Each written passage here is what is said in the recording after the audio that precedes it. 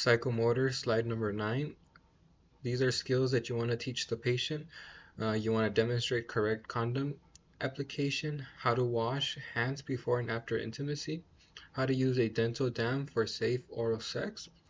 Having these skills on hand for the patient will be beneficial for them, so that way they could prevent infection transmitting to one another.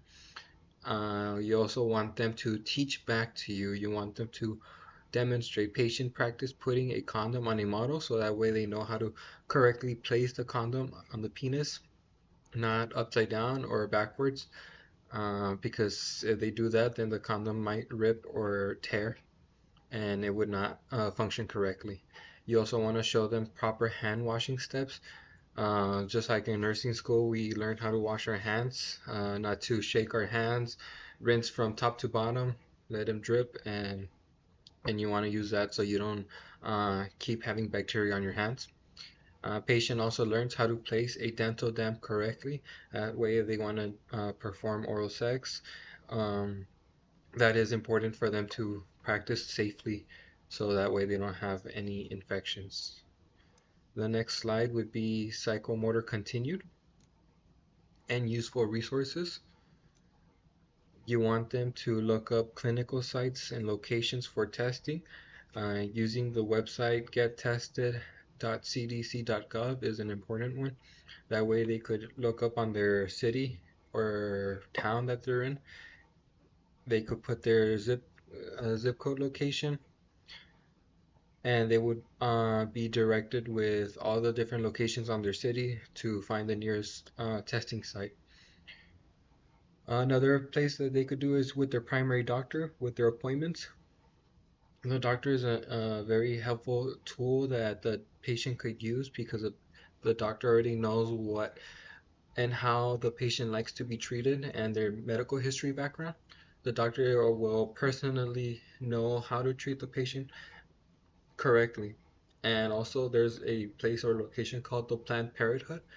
These locations are designed for patients that want to have a more effective treatment and more personal, since they are specialized in these cases of STIs or pregnancies or any other things. And the benefits of using these resources, like I mentioned, the website shows a good choice for localizing where in the city can help you get HIV or STI testing quickly and to the right locations. Your primary care can feel more comfortable in a private setting and more trusting based on the MD medical directive, or the doctor knowing your past medical history and knowing how you would like to be treated, like I mentioned. Also, the last one for the Planned Parenthood. Planned Parenthood can be a great benefit for a low cost and no convenience with flexible options. They could also give you at-home testing for maximum convenience. So they give you tests, and that way you could bring these tests over to your own home and perform them there if that's what you wish for a more private setting. The next slide, number 11. Other beneficial resources on how teens can obtain info on STD preventions. So we will want to read age-appropriate books for the younger kids. We want to participate in health education in the religious setting that promote abstinence and faith-based curriculum. Seek info from a school counselor or nurse. They are reliable resources for teens who are more comfortable discussing STD preventions at schools. So the school nurse can also help you, since our patients that we're teaching are on a school age basis. They're still teens, so they're still in school, and many STDs are from schools because they don't have the knowledge of what STDs or HIVs or anything, how to prevent it. And then seek info from other trusted adults. That could include family members, aunts, uncles, or friends. These are individuals can help provide a safe space for teens. And never forget, your family is always there. If you have that trust, or build trust with your family, and they could help you with these problems as well. The last slide for psychomotor, number 12. Self-examination for STIs, signs and symptoms, and communication with partner about safe sex practice. So when you want to look for STIs, signs and infections, you should look out for not all, but not all. for women are abnormal vaginal discharge. Number two, abnormal bleeding, heavy flow or frequent flows or stains on their undergarments, pain during urination, sores, warts, or blisters, and then they having the flu-like symptoms. For men, you want to see or look out for penile discharge, pain during urination or ejaculation, painful or swollen testicles, sores, warts, or blisters as well, and flu-like symptoms. So these are things that you want to monitor after you perform or have intercourse or sexual relationships with your partner. Another way you need to do is communicate. Practicing safe sex with the right person can be a challenge. Not many people like to talk about these things before.